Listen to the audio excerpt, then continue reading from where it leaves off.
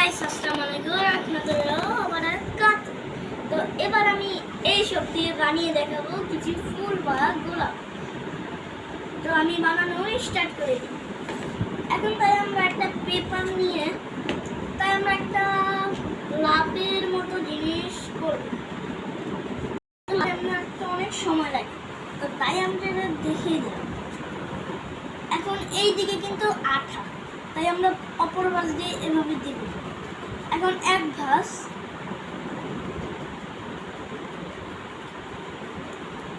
এই দেখো দুই ভাঁজ,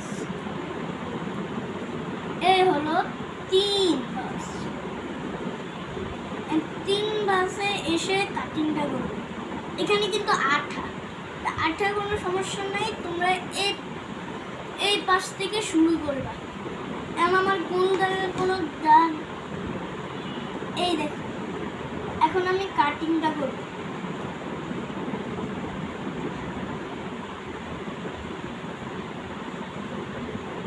এখানে হলো মেন জিনিস। এখন দেখো এই পাশ থেকে একদম সোজা দিয়ে এ পর্যন্ত কাটিং করব। তাই প্রথমে এখান থেকে এসে এই থেকে হালকা একটু ঘুরিয়ে সোজালি, তারপরে এখান থেকে আমরা কেটে নিই। তো কেটে নেওয়ার পরে হয়ে গেলে কিছু ওটা চলে গেল। এখন দেখো কিছু লাভের মতো জিনিস হয়ে গেল। এখানে কিছু আঠাও আছে, তো এখানে লেগে গেল। এখন এইটার কাম শেষ। এখন আমি দ্বিতীয়তে বানাবো ফুলটা বানিয়ে দেবো। ফুলটা তো সেম কাহিনী, একটু আলাদা। আর এটা এখন দেখো এখানে একটি ভাঁজ, ওটার মতোই এখানেও একটি ভাঁজ, এখানেও একটি ভাঁজ। হলো কয় ভাঁজ? কয়টি ভাঁজ?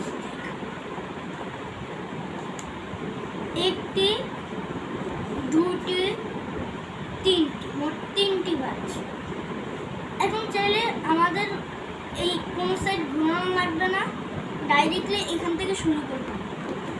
এখান থেকে শুরু করে হালকা একটু গোল করে আমরা কিন্তু এই পর্যন্ত কাটবো না। আমরা এইটা এ পর্যন্ত কাটলেই এরকম হয়ে যাবে।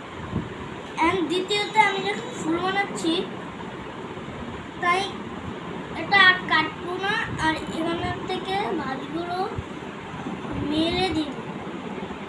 এখন মেলে দেওয়ার পর একটি ফুল হয়ে গেল। এখানে ফুলটির নাম যারা যারা জানো কমেন্টে দিয়ে দেবে। এই পর্যন্তই আমাদের ব্লগটি। আশা করি অন্য একটি ব্লগে আসতে পারি।